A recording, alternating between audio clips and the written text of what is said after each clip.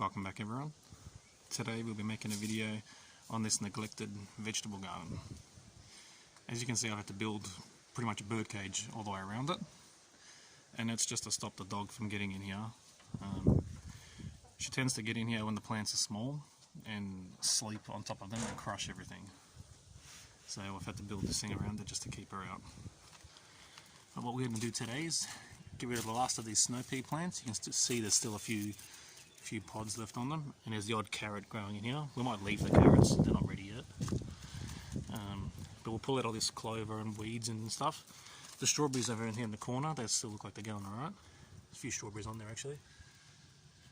But we'll give them a bit of a tidy up as well. And we'll clean it all up and get some more seeds in here.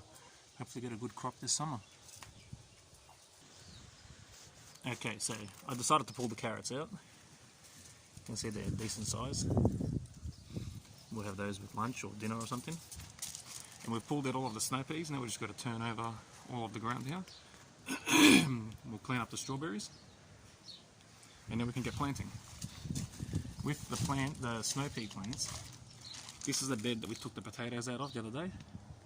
So I've just dug a trench on one side and compacted it all in, and in a minute I'll pull the soil over the top, add some chicken manure to it, and leave this bed for a good couple of months, and then we'll plant again at the end of summer for our winter crops.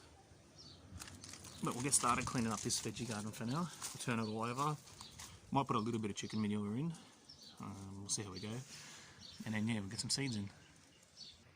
Okay, so the bed's ready to plant in. We've cleaned it up, pulled all the weeds out, given it a good turnover. And today we'll be planting some cucumbers, if you can see that. Yeah, apparently they're a heavy cropping variety, so hopefully we get a good amount of cucumbers. And also some cos lettuce. So we're putting them in here next to the strawberries.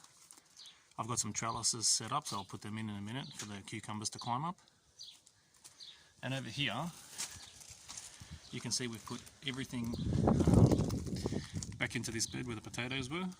It's the string that I had laying around, there's bits of paper, the snow pea plants, some of the clover, the weeds.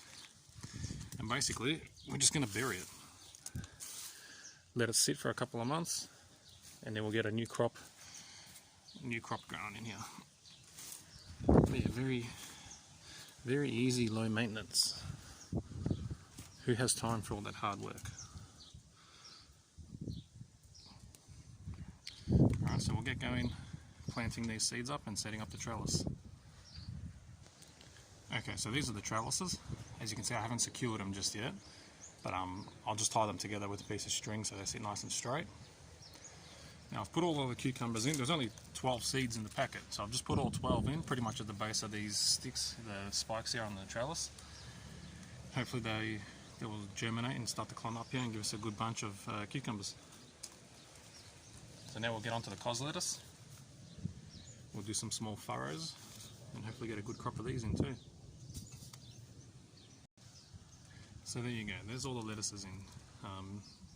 You can't really see because of the shadows and that, but there's some of the seeds there. And I've just done them in the furrows because it's easier than getting one of those tiny little seeds and putting individual little holes and spaces for them. So as they start to germinate, I'll thin them out, and hopefully we get a good crop of them. I've done them pretty close together. The little furrows are probably 10 centimeters apart, so we'll be crowded. But we'll just thin them out as we go. The smaller ones we can give to the chooks, and they'll eat them as food, and we can have the rest. But yeah, I hope you enjoyed the video. If you did, please give it a thumbs up and subscribe to my channel. It really does help. Yeah, thanks and bye for now.